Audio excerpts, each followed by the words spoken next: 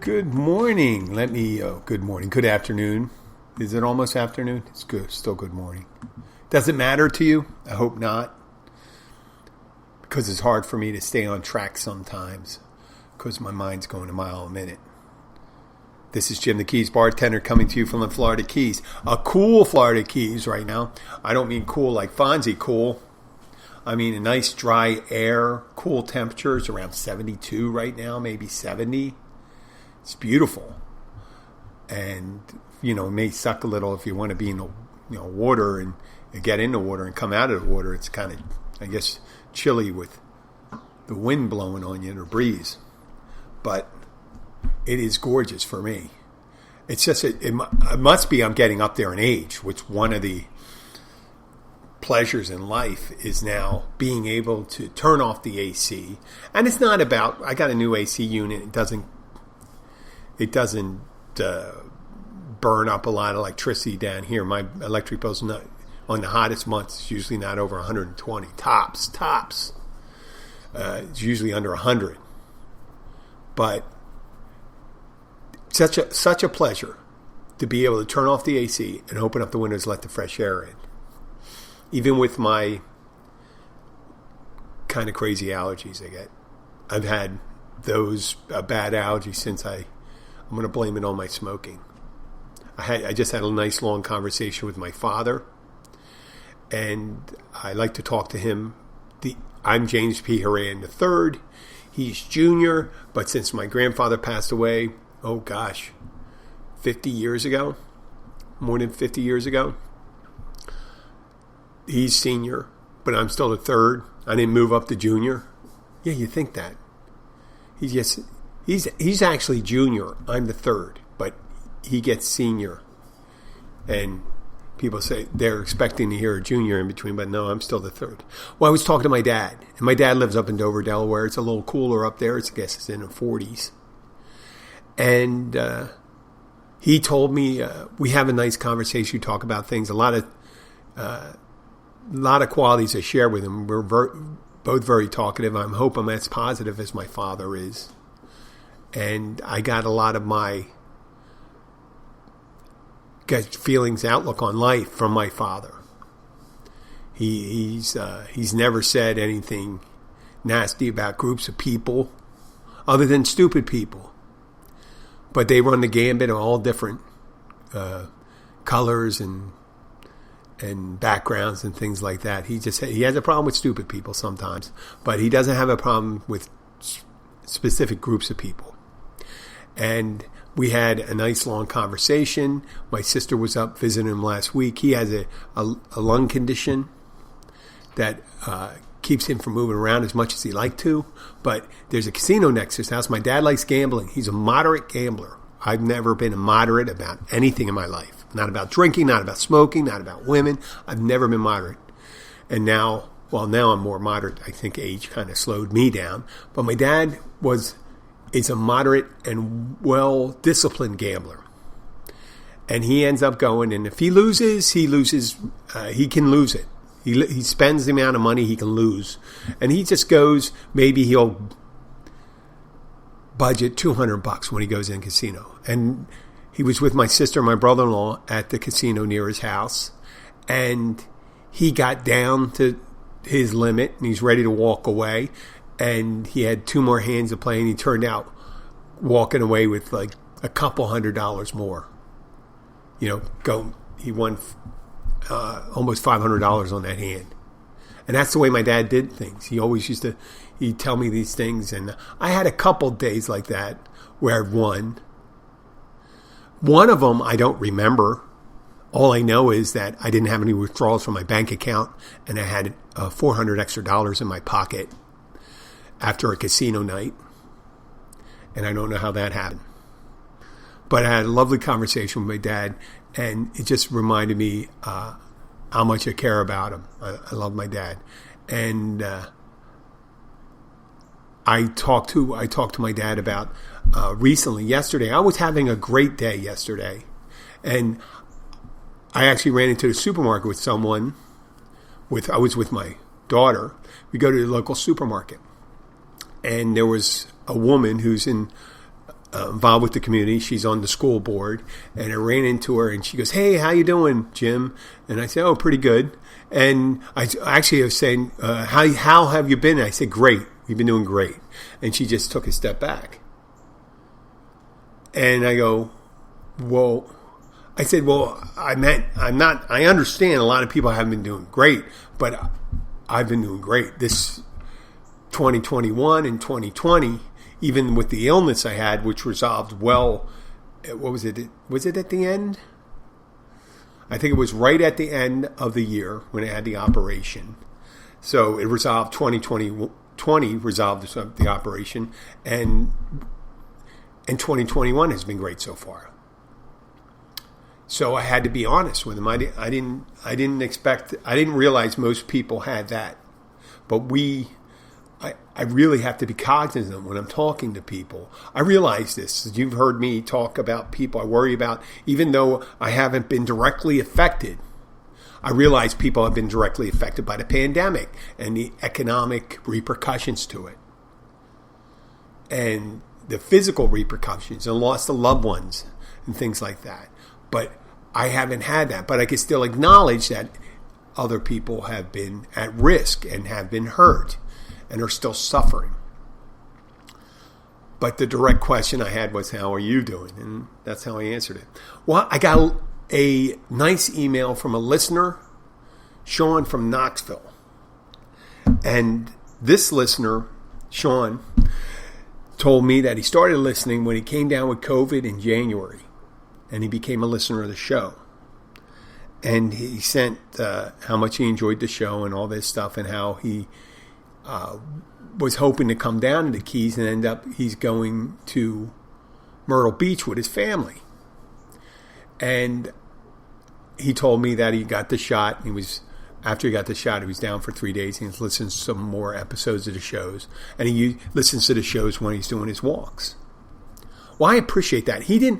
I don't know if he knew what that was like, getting that note from him. And I want to thank Sean. And I'll title this episode, Sean from Knoxville. And knowing that I really do appreciate that acknowledgement. Because a lot of times when you do things, you don't know what kind of impact you have. I do things for a reason. And obviously right now I do run in commercials for my house. And for my restaurant. And I've done it for other places that I've done this. But I don't, and the commercials you hear on the show, I get some compensation for it, but that's not the reason I do it. This is almost like this was a idea I had. I always wanted to do, and I didn't want to be one of those people at the end of the day saying, "Well, I wish I had done that. I had the opportunity to do that. Why didn't I do that?" So I went ahead and did it, and I continued to do it, and I stuck at it, and I'm for good or bad. And the good part was hearing from you, Sean, and I do appreciate it. And I hope you and your family have a great time in Myrtle Beach, and I hope that, I don't quite know to make up your family, but I hope you and your wife or your family make it down to the Keys here. And I will be gladly welcoming you at the Catch Restaurant at mile marker 102. I'm going to work that in now since I said it, mile marker 102, the Catch Restaurant and Bar, where I work. It's open every day, except this Easter. It's not going to be open, but it's open most days for lunch and dinner. Has happy hour Monday through Friday from 3:30 to 6:30 with great happy hour food and drink prices. We have seafood and non-seafood dishes, and we have a kids menu. And if you have your own catch, come in there and they'll cook your own catch there. I'm sorry, Sean, for working that into when I was making comments about you, but you don't know how refreshing it was to hear from somebody. And it's great. I realize there's listeners out there because I have a demonstrable statistics on the app that I do the recording or broadcasting on. My broadcast is from Spreaker. But you don't have to be, I do appreciate Spreaker and what they provide, but you don't have to actually, you can listen to our show on a lot of different platforms. And it's funny, one guy came to the bar and he says, "Oh, I hear about your podcast. How can I listen to it?" And the guy was younger than me. And I go, how can you listen to my podcast, or how can you listen to a podcast? He goes, I don't know how to listen to a podcast. And I said, wow. Because this guy looks like he wasn't someone that, it looks like the guy has a laptop. He looks like he probably does things on computers and things like that. And I was surprised he doesn't know how to listen to a podcast. But I said, what do you listen to music on? And he goes, I said, what do you listen to music on your phone? And he mentioned Pandora. And I go, Pandora is the one place you can't listen to the fucking show on. I ain't saying that. I don't dislike Pandora. Pandora is great. I don't have anything against it. I'm just saying if that's what you're listening to, you probably won't be hearing my voice right now. You have to, have either iTunes, Spotify, Spreaker, Podchaser, Pod whatever, iHeart. The myriad of shows. I'm on some networks, on some podcast apps where I'm not sure about. And I think that works out in the demographics that way, because there's some, they could be going in as one download into a particular app. And no matter how many people listen to it there, it shows up in one download. I don't care as much. I really don't. It's not about the money. It's about that message like I got from Sean. And I do appreciate that. I really do. And because I'm still talking about it, I guess. I want to talk about this day, though. It was such a beautiful day. I got up. Today was my day. I told my wife that I'm going to take my daughter to school. And she likes to get a coffee drink from, she's 14. She's at that age now. She likes to get a coffee drink from Dunkin' Donuts. I normally don't give a plug to a big chain, but you know what? They serve a purpose down here. And on the way there, I have a nice conversation with my daughter and all that stuff. And we get there, and she decides, I want to get it anyway. And I said, okay, well, whatever. We'll go. And we go up there, and there's not only the whole line is taken up, but there's 5 extra cars. There's a truck blocked that's trying to make deliveries. It's at a shopping center. So my daughter, Sky, goes, hey, Dad, that's all right. Just turn around and go. We don't have to get in line and stuff like that, which I would have stayed anyway, but I was kind of reluctant because I don't want to start. It looked like it was getting kind of hazardous entering into this parking lot because of these extra cars. So we went in, and I took her to school, and they have a drop-off regimen where you drive up, and the teachers and the administration of the small charter school she goes to, and the police officer, Officer Tony, he's a deputy to Monroe County Sheriff's Department. I am so thankful for Officer Tony. I'm thankful for everyone at the Treasure Village Charter School. But Officer Tony's keeping our kids safe down here. I know it's so dangerous and stuff. You heard my ideas about gun violence, how people, but we're not. This is not about that today. So I dropped my daughter off. She's happy going to school and stuff like that. It's going to have a great day. I go to the gym. That's my routine. I'm heading to the gym. And as I'm driving back, remember, the Keys, if you listen to the show, it's one highway down and one highway back. There's a couple side streets. There's an old highway that kind of parallels it from mile marker 90 all the way down to the next bridge, and then it merges obviously onto the main highway again for a couple miles. But you could take that side street if it's all backed up. So I'm coming back down the main highway, and it's not too busy. And I noticed a woman with a van, and she's taking it, and the traffic's moving slowly, and she just pulled over, and she's taking her kids out and put it off the side, and the hood's open.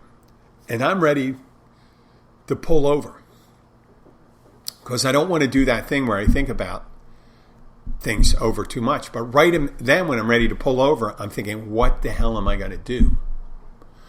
There's sheriff's deputies less than 400 feet from me, and they're going to be alerted to it. She just pulled over, and wearing the keys. And I may say a lot about the keys, but I'll tell you what the keys aren't.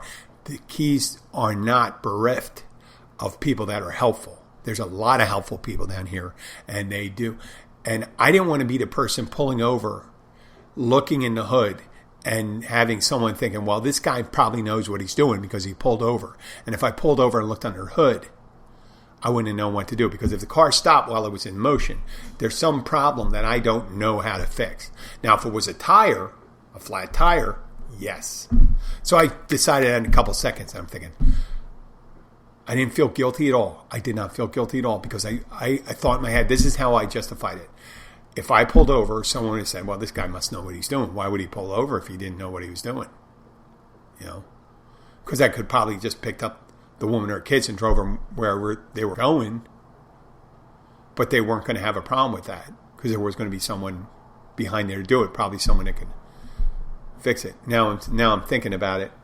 Maybe they just leave the car there. They just need to ride someplace, and maybe I should have done that. But that was my thinking then. So I do that. I go to the gym. That's a small side story. Okay. The point, now that I told the story, I realized that maybe I should have stopped and left my blinkers on and put my hood up. That's what I should have done. Because then they realize, oh, this guy isn't fixing the car. This guy has a problem with his car too. Or they may have thought I'm giving a jump, but I'm facing the wrong direction. I don't know. But I have great faith in my fellow citizens down here that they took care of this lady. Normally I would, because there was an accident a while and I would have pulled over. There was an accident. Whenever there's an accident, I pull over and try to render help. And a lot of times there's already like 20 people on the scene, and they just say, go. Just keep on driving. Get out of here. Don't need any more people. So I'm cognizant of that.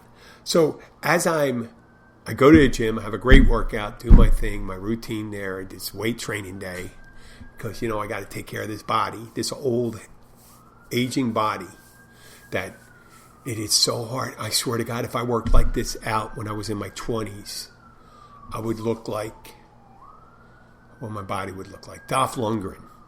Now I may be able to get to a Michael Keaton Batman. Not even a Ben Affleck Batman, who was the older Batman, I think. He's the older Batman. I don't even think I can get to that point. But I can get to the Michael Keaton body, which wasn't that great of a body. But I digress. So I do my workout. My wife went to the gym because she didn't have to drive down, and she gets to go to the gym before she goes to her work. And I'm heading home, and my gym's 10 miles south. And on the way back, I decided to stop at my favorite breakfast place in the Keys. It's Doc's Diner. It's called Doc's because of it.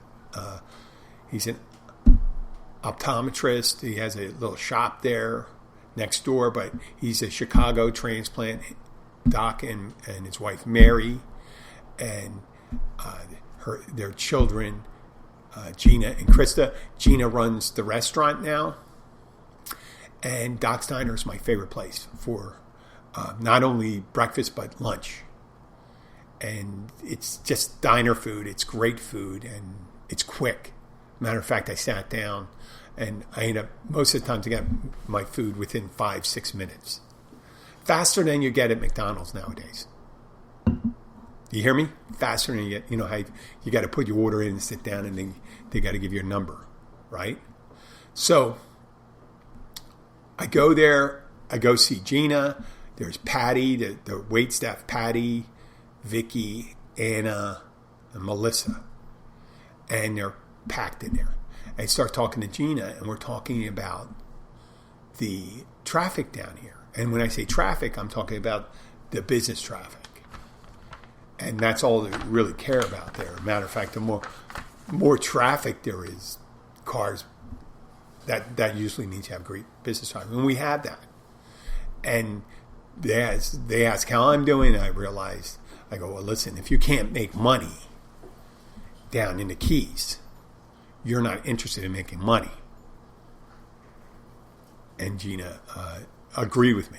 And she said she thinks it's probably going to continue through the spring, through the summer. And according to the people that I know in hotels and motels, it seems like it's going to be really busy. And I'm sorry about that for people that are coming down here. It just seems like some of the rooms, the hotel rooms and things like that, they can kind of inflate it. Now, the restaurants don't. They don't raise their prices. The restaurants don't raise their prices due to the influx of people. They only raise the prices due to cost. And costs are dear down here for that. Because you have delivery costs and you have the straight up cost of the supplies that you get. But another thing, another thing we discussed, but it doesn't seem like Doc Steiner has that difficulty, is the workforce. And it's not the quality workforce.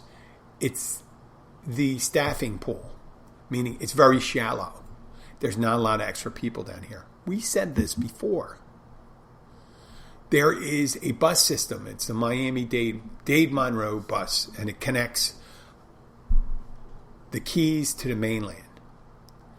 And it's a bus system that goes up, makes rounds, it runs during peak, maybe 2 buses an hour, and it goes till maybe midnight or a little later, I don't know. But they run up to Homestead, Florida City, and they run back all the way down. I think they go all the way down to Marathon, and there's an extra bus system that goes all the way down to Key West. I don't think there shouldn't be anybody going from Homestead down to Key West. That would be on a bus, waiting for the bus and going down on the bus would take 4 hours. And, that's why in the hell would you do something like that? And getting the Marathon's in the center of the Keys. So it's touch and go. There's people that get jobs there and they work in Marathon. They live in Homestead. And that's a 4-hour round trip each day. Maybe it depends on when they go. There could possibility they could do. No, the shortest they could do is 3 hours. I think the shortest you could do is 3 hours because it's 70 miles back and forth, 70 miles, and you're not going 70 miles an hour. There's no way, shape, or form you're going 70 miles an hour because the top speed limit in the Keys is, I think, 50 or maybe 55 someplace. I'm not sure. 50. And 55 on an overseas highway. And if obviously people go a couple miles over it. But if you regularly go 60 miles an hour or if you regularly go 10 miles over the speed limit in every place, you will eventually get busted down here. So that's enough of me talking about the speed limit. I'm talking about the workforce. So now, getting people to work right now. I don't know if it's true if the stimulus check kept people from working or if it's too plumb a situation of being on unemployment, getting the stimulus check. That's not worth filling the lower end jobs. But I will tell you one thing down here. There was an advertisement in the newspaper. Now, they paid in the newspaper for some restaurant down here. It's a well-known restaurant in Almirada. A diner set up. A famous diner down there. And the advertisement was advertising for and it wasn't just an item. Remember, this is like a 3-4 inch section in a paper, the free press, which, like I said, it may be free, but it doesn't have a lot of press in it. You know what I mean? Not a lot of news, not a lot of breaking news there. You get more news off of Facebook than you do there. It's not the Miami Herald. I'm sorry to shit on you, free press, but you miss a lot of big stories and you don't go in depth on a lot of stories. And so, but that's a free press. Well, how am I going to complain? I shouldn't complain about it because you're free, right? You're lucky you put anything in there. You're lucky that you just don't reprint stories from the year before. But the help wanted ads, that's where I'm going to get back to. The dishwasher. There was an ad for a dishwasher. A dishwasher. Let me say it again. A dishwasher for $15 an hour. Now, the caveat, you are in the Florida Keys, so there's a premium for getting a dishwasher down in Florida Keys. But that's for a 40-hour week. That is $30,000 a year, which isn't spectacular. And you got to remember, Florida is a right-to-work state. They're not in the cutting edge of giving out huge salaries. Florida isn't. It is not. When I say right to work, they can fire you for almost any reason. And it slants a lot towards the employers. Not only did that $15 an hour, it had a bonus if you stayed there after 60 days. It was a small amount considering 60 days. If you're going to be cutting someone a check, it's over $400 a week. And you're going to offer them, I think it was I think, and this is from my memory, $100 bonus after 60 days, which is nice. And I think that would be taxed. That's not a great incentive, but I can understand it's better to show the greater per hour. I would just go, hey, listen, after 60 days, I would up it to $17 an hour. There you go. There's your $100 bonus. You got it like this to say, or another $1, $16 an hour. You go over at $1 over the future minimum wage, the future minimum wage in a lot of the country. Now, I understand in San Francisco, New York and stuff, that may not be.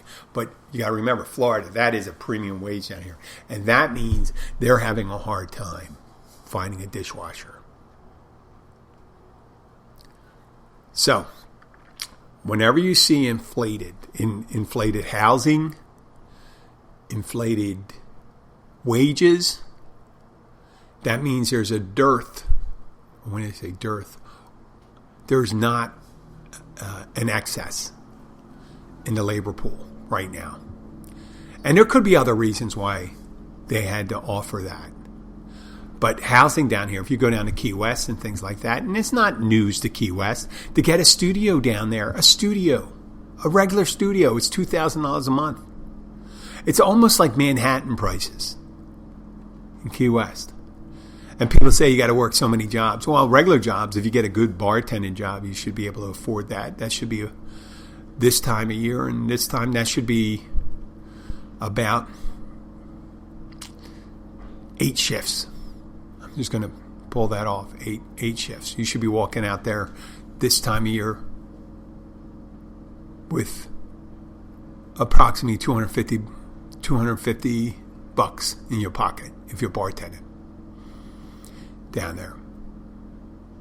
Now, then there's the other costs that you have to pay down there, stuff like that. But then some people seem to make do with that. But working a regular job, you're not gonna be able to afford. You're gonna be sleeping on someone's couch or sleeping in a dilapidated camper on Stock Island. And it's not news. It's well known down here.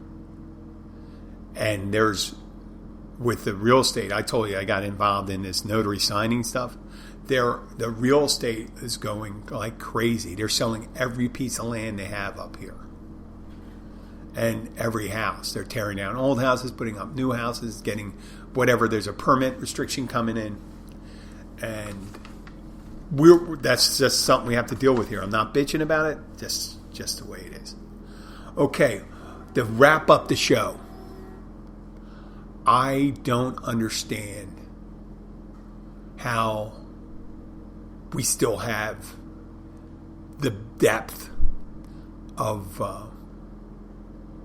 racist attitudes nowadays in this day and age, where people are exposed on television. In real life, they're able to go to different places, and you could tell there's capable, intelligent people in every group. In every group, there's capable, and able, and wonderful people of every group, and there's that many, and pretty much the percentages run for assholes in every group too. If you had to take one, if you take any group and you had to break it down in percentages, I think you'd find it probably works out pretty even. Now, you could talk about the wealth distribution among groups and the education distribution and housing distribution, things like that. Yes, there is a disparity and all that stuff, but I'm just saying. So, if you could accuse people being not able to handle things, it's not true. Why would any group worry about placing another group on a lower tier with expectations?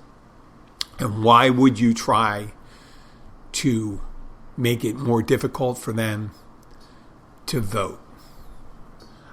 I understand it's not. The reason why they don't vote like you is because they have a reason why they don't vote for you. Your reason may be because they're voting for handouts and things like that. No, a lot of times they're voting for social justice. And that's what drives them. People that are on handouts don't wait in line 4 hours to vote. And you know what? They don't have to wait 4 hours in certain neighborhoods in Georgia that are white. But the black neighborhoods and black communities, they have limited access to polls by design. They're making it more difficult. And the people that have jobs that is harder to take time off, that they don't work remotely from, and can't just skip out on, they're the ones that need to have more access to Sunday voting, voting by mail, and things like that. So restricting their voting, restricting their access to justice doesn't make any sense. Years ago, when they had a Negro League baseball team, there was reticence by players to incorporate them into the major leagues. Now, I'm sure there were some of them that just were, some of these white players and white owners, I'm sure of them some were just stone cold racist and he just didn't understand and they just were assholes. But there's other ones, I think they incorporate racist feeling because they feel as if they're under attack, that they're losing their position. And you saw it in that march, what was that, Virginia? The ones where the Tiki March, where they go, Jews will not replace us, Mexicans won't replace us, and stuff like that. Well, they're taking jobs in agricultural, they're picking our vegetables, fruits and vegetables. They're working meat packing industries. They're working in the service industries, in the back of the house, washing dishes. If they're taking your jobs, your agricultural jobs, that means you're not working hard enough. Do not complain. And they don't take those jobs.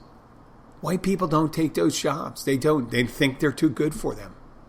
I worked in jobs where I seem to be a minority in that thing. I don't necessarily believe, and this is me, when you hear people say, I don't see color. I see color. I understand color. I don't understand why there's no scientific classification for race. Because a person who's African American and a person's Caucasian and a person's Asian, they could have a perfect match for a transplant. My heart could go into their body, their liver can come into my body, the lung of an Asian man can go into my body or stuff like that. And if that matches, if your bodies match up, your organs match up, and you got a perfect match, then you're not different. You're basically the same. You got different characteristics. I always would, my argument would be, it's a difference in skin tone and eye color. It is really only skin deep and hair texture and all that. That's the major difference, because we're more alike than we are different. And there's people that look exactly alike almost that could never trade organs or blood because they don't have the same type. Okay? That would be my argument anytime I say, listen, use science. This person is a match for me. And you see it in all different groups of people and stuff like that. There's a perfect match for you, and it won't look exactly like you. If you go across the world and there's, you have a Germanic upbringing, you find another German that looks like you, almost exactly like you, you could be AB negative and they could be O positive. It doesn't mean you can't trade in place. It's not like Mr. Potato Head. So why don't we just get over that stuff? I'm tired of hearing it. I'm tired of hearing the jokes. I'm tired of hearing it. I don't want to hear it in where I am. I'm not sensitive. I'm just tired of it. I'm tired of having not to laugh. And then you thinking for some reason I'm like you. Obviously, if you have that kind of attitude, you're not listening to the show already. You've never listened to a show. You've never listened to more than one or two shows. if you think it's possible that I would laugh at something like that. And it's not a holier than thou thing. It's just the way, just let it go. The main reason why you hate people, you don't feel a lot of self-worth. Feel better about yourself, but not in the context of someone else being worse than you. Think better of yourself by yourself, not in context to other people. If I were to judge myself by the car I drive, I have a nice Jetta now, and I saw every time I seen someone drive by with a Porsche Cayenne or a Model Y Tesla, I'd be feeling like shit all the time. Or the kind of house they have, or the kind of clothes, or wearing a Rolex, or whatever it is. That doesn't make you it doesn't make you a worse person. It's just like Martin Luther King. It's the content of their character that matters more than anything. More than anything, I have to say. It's your content of character. And most people would say, if you said it even to the stone, are there, if you're just saying, if you're picking that particular quality of someone to make a judgment, then you're of low intelligence and low self-esteem. And sometimes it's impossible for them to get above. And I'm sorry that you weren't served. The educational opportunities were not given to you, or you did not take them, or your parents could have abused you to make you think that way. Were you abused? Yeah, maybe you were abused by an abusive parent. But you could break the chain and live a better life. Your life would immediately get better. It would immediately get better if you let go of those attitudes and thought better of yourself, made the most of your circumstances instead of thinking it as a competition. Melania Trump, besides being a top grade Czech hooker, had the best line. Be the best, or be best, or whatever she said. Be best. Be the best you can be. Be the best you can be. I would throw a couple more words in there. Be the best you can be. Strive to be your best. The conversation I had with my dad on the phone today, I said, you know what? I realize I'm a work in progress. But that's not me saying, oh, well, I got a lot of faults and stuff. I do. There's a lot of things I would like to change about myself, but I don't kick myself as much. I realize I'm a work in progress, that I can work on my temper. I can work on my selfishness. I can work on my impatience. So tons of things I can work on, but that makes it great, a work in progress. And I don't have to measure myself again. And there's plenty of people that have different characteristics than I, that apparently have better skills of being calm, patient, well-educated, well-spoken, smoother talkers. Yeah. But that doesn't make me feel any less good about myself. And it doesn't make me feel any worse about them. Because all I have to do worry about myself at the end of the day is just, how am I doing? So how are you doing? Once again, I'd like to thank Sean from Knoxville. If you are a listener, Sean, please keep on sending your emails in. But if you are a listener and you have any questions, this is what happens. See, Sean sent the email in. I responded to him. Send your request. If you want me to talk about any topic, I will give it a shot. Send your request to jim@keysbartender.com. If you like the show, please share it with your friends, your family, some stranger. And try to be... I'm judgmental. I realize I'm judgmental. I'm working on that too. But try to be a little less judgmental and let go of some of the less than happy thoughts that you have. This is Jim the Keys Bartender signing off, and I hope you have a great day. Bye.